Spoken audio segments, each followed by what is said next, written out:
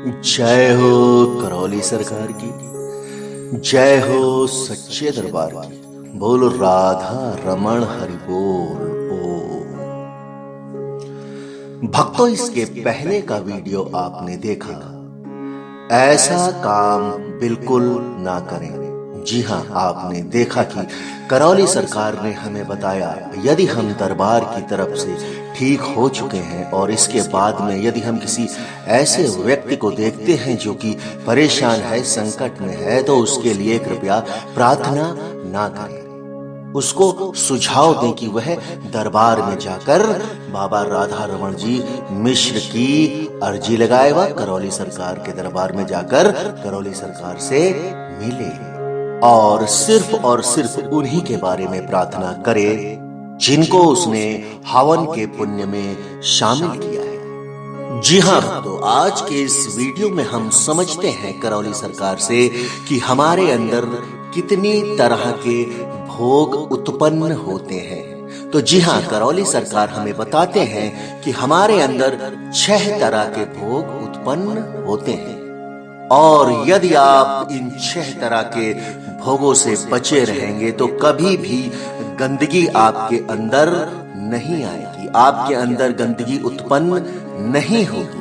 जैसे कि किसी के बारे में गलत करना, किसी के बारे में गलत सोचना, उसका बुरा करना, बुरे काम करने के लिए प्रोत्साहित करना या ऐसा सोचना। यदि आप किसी के बारे में गंदा सोच रहे हैं तो भी आपका भोग तय हो रहा है।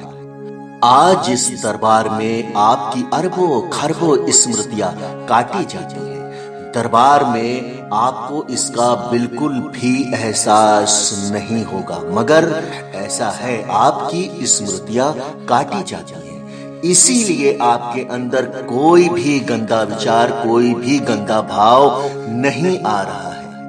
अब गंदा विचार, गंदा भाव कहां से आएगा? जब आपके अंदर वो जो गंदी स्मृतियां थी उनको हटा दिया गया, दरबार ने उनको बिल्कुल नष्ट कर दिया, तब आपके अंदर गंदा विचार कहां से आएगा? आज आप बिल्कुल उस स्थिति में हैं जैसे कि मनुष्य बिल्कुल क्लीन होता है, बिल्कुल साफ सुथरा होता है। इतनी शुद्धता आपके अंदर आज आ चुकी है। आप चाह कर भी किसी के बारे में गलत नहीं सोचेंगे, गलत नहीं करेंगे।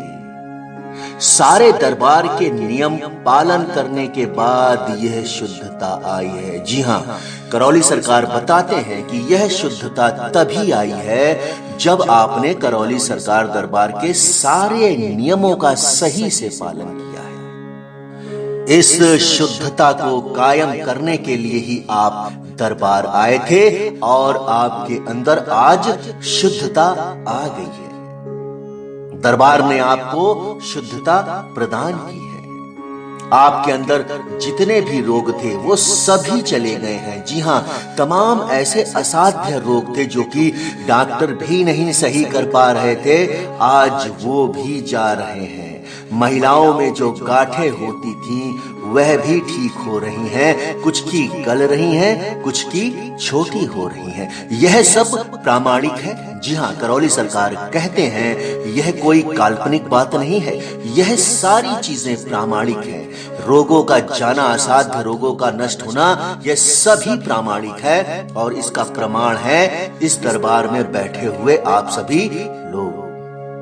आज गर्भाशय की सारी गांठें गल रही हैं। कहने का मतलब है जो भी समस्या आपके अंदर थी वह सभी डाइल्यूट हो रही है। तो अभी तक जो आप सबसे बड़ी समस्या सुनते थे वह थी पितरों की, पूर्वजों की। आप बहुत से बहुत करके उनकी मुक्ति करा लेते हैं।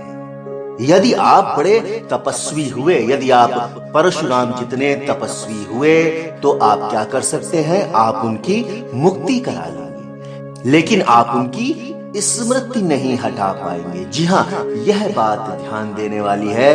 करौली सरकार हमें बताते हैं कि आप उनकी स्मृति नहीं हटा पाएंगे और यह हैसियत धरती के किसी दरबार में, धरती के किसी के पास भी नहीं है कि पितरों की स्मृति हटा दे।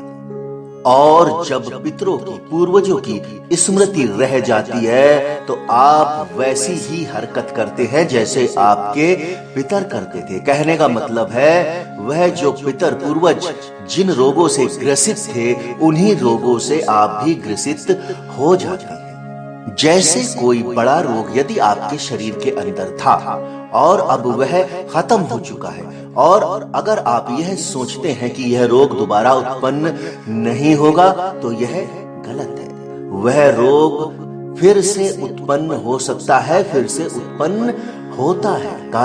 कारण है कि शरीर में उस रोग के बीज रहते हैं, स्मृतियां रहती हैं जो कि आपके सूक्ष्म शरीर में उसका डिजाइन बना देती है। जी हाँ, यह जो सूक्ष्म शरीर होता है उसमें इसका पूरा डिजाइन बन जाता है। जैसे कि आपके मन में एक विचार आया कि इसको करना है, इसको मारना है।